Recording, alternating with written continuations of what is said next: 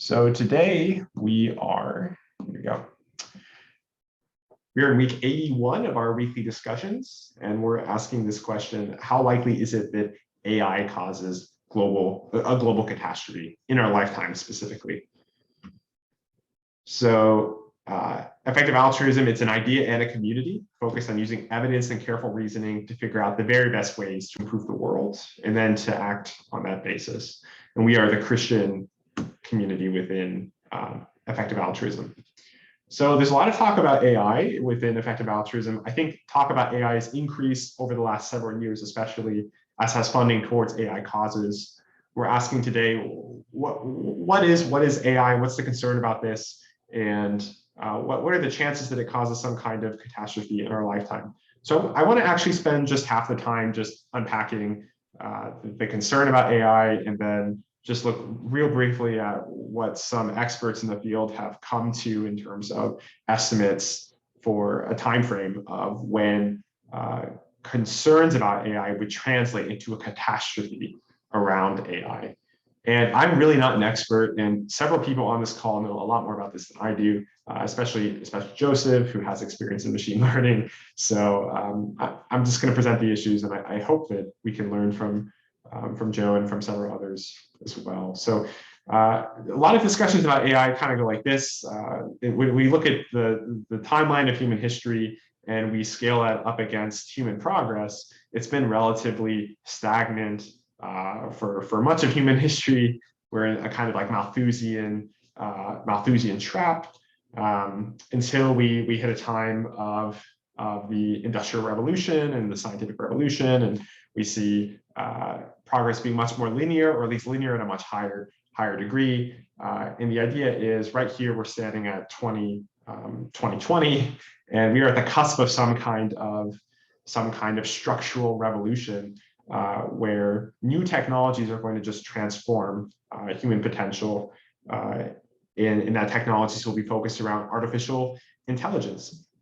And what is artificial intelligence? You know, we associate it a lot with the movies, with the Terminator, with these kinds of containers is the technical word, or like external things that house internal programs. And I think we should avoid that association. AI is really a broad topic. It really covers many different applications. And AI is really just about the ability of computer programs to learn on their own, just to optimize and self-improve. It's really applied statistics, and we use AI all the time in our daily lives, and we don't realize it's AI. I mean, when we're Googling, when we're typing in our phone, and our autocorrect is learning how we type and what mistakes we're making, or already improves what we're writing for us. I mean, they're just like countless of examples, and more in our daily lives, ways that AI is outwork, and that'll just continue in the future. I want to talk about just a couple different types of AI that people in EA and the broader world talk about. The first is of a lower caliber. This is artificial narrow intelligence, or like weak AI. And this is when AI develops some kind of competence in a domain that is limited to that domain. So for instance, you might have a computer program that learns how to play chess really well. And you might feed input into the computer program to learn like all the possible moves and the best moves to make. And the program might learn and optimize about how best to play until eventually maybe that program learns how to play chess better than a human person. And I believe indeed that we've already passed that stage. I think we're like 15 years past the point in history where we developed an AI program that could beat a human in a narrow way, in like a specific game of chess. So that's narrow intelligence. And then there's the second caliber of AI, which is like general intelligence. And this is considered a stronger AI. This is when conceivably, again, this hasn't happened yet. This is when programs can do multiple tasks across multiple domains better than humans, and in a self-improving self-improving way. So imagine the chess program learning how not just to play chess, but like learning on its own how to play other games, and not only learning how to play other games, but like learning how to how to play soccer in like other completely games of completely different domains. And then in my understanding, and I could be a bit wrong here, is that like super intelligence, this final form of AI, is where AI develops such broad competence across all domains, and not just at human level, but far beyond human level, that it's a kind of super intelligence, a kind of godlike ability, competence.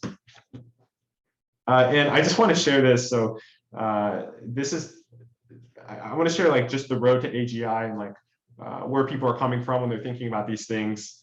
And there are like 3 steps to this road to AGI. And the first that I want to spend time with is just this idea of exponentially growing computing power. And I want to take us to this website, which is informed much of my talk so far. But this is Wait But Wise article on AGI. There's this great graphic that shows like how long until computers have the same power as the human brain. And if you imagine this crater being Lake Michigan, in terms of volume or fluid ounces, it's about the same size as our brain's capacity in terms of calculations per second. That's like one naive way to describe human intelligence, is like the amount of calculations per second our brain is doing. And if we look at like computing power over time, we've seen a doubling of computer power every 18 months, roughly following Moore's law. And at this rate, you see that at the very beginning, we have very little progress in terms of like how much computing power our computers are gaining. 1960, we barely even filled the pond. 2000 even, you can't even barely see a blue mark. And then eventually we reach a point where exponential growth is just so powerful that, that we can fill the entire crater. We can fill Lake Michigan with computing power. And the idea with AI, specifically with like, AGI and superintelligence, is that we are right here at the cusp of this exponential growth really taking off in noticeable ways. So the idea is we are at the point in history where we are at the cusp of just a massive revolution.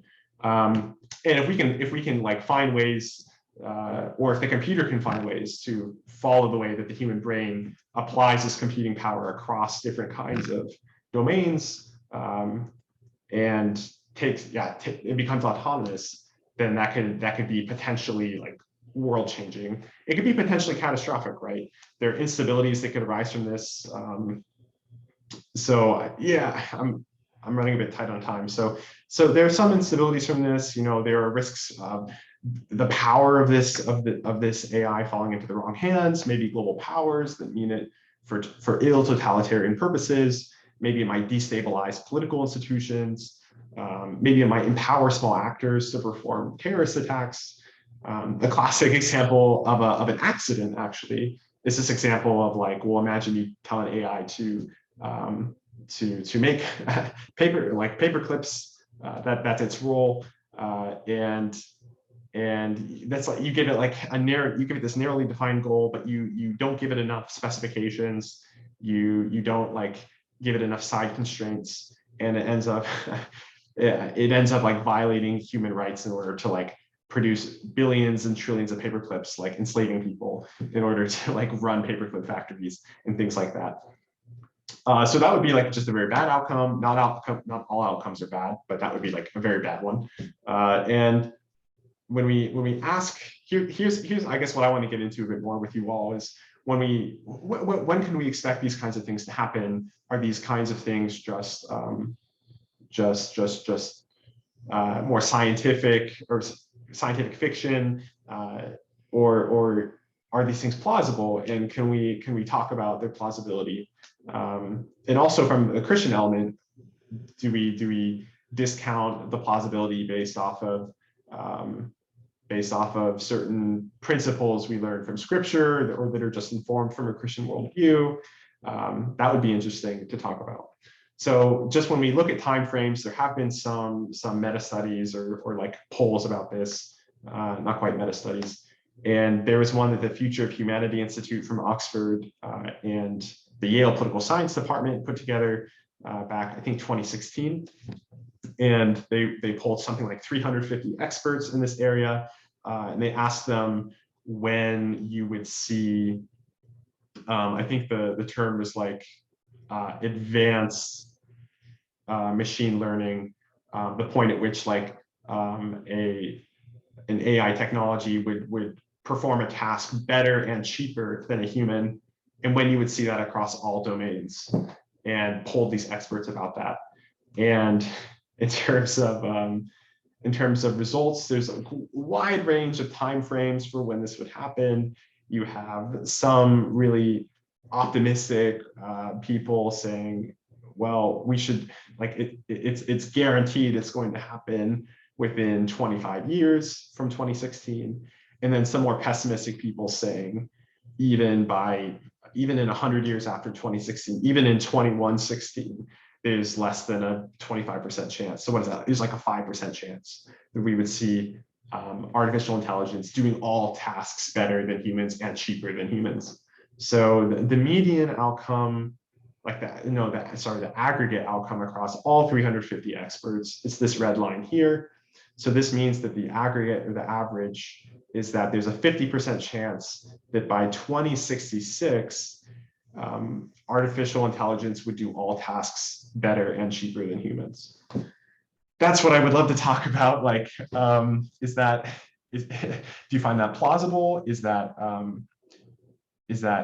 understating the risk? Is that overstating the risk? I'd love to hear your thoughts about that. And I don't just want to talk about like the plausibility of this happening, but also the chances that it would be a catastrophe, right? We hear more and more. We hear more and more in the media and within EA about this not just being an event that happens, but a negative event. In fact, in this survey, they asked respondents, what are the chances that it would be a good outcome? What are the chances it would be a bad outcome? And so I think it was about 15% either said it would be a bad outcome or an extremely bad outcome when we reach this high level of machine learning, of artificial intelligence. So yeah, let's talk about that. What's your reaction to these timelines? What's your time frame if you have one? How confident do you feel about this? And also, how does your faith fit